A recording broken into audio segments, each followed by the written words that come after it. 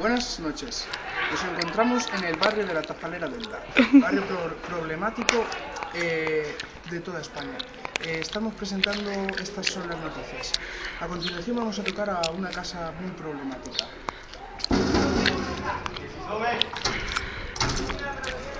Encantado.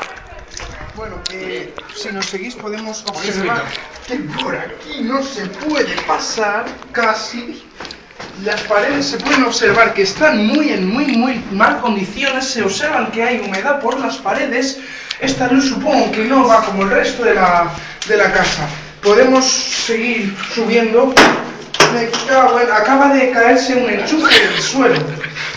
Si podemos subimos. Escasa luz en el pasillo. Grietas por las paredes. Cables rotos por aquí. Esto está en muy malas condiciones. Podemos ver que el timbre no va. Luces no van.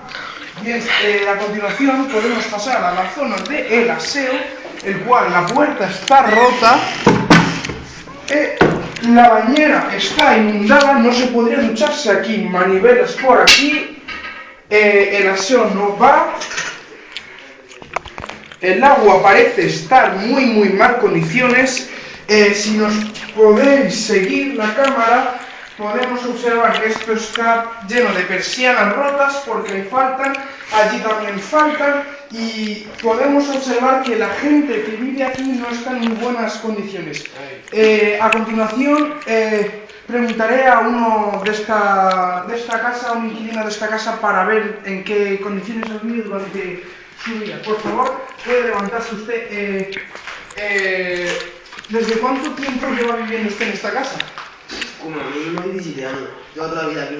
17 años lleva viviendo en esta casa y lleva en las mismas condiciones. 17 años en estas condiciones no puede ser. No puede ser una vida. Tendríamos que contratar unas casas nuevas.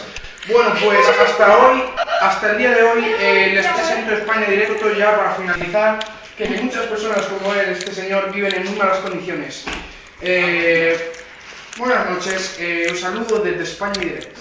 Por eso, hijo de puta.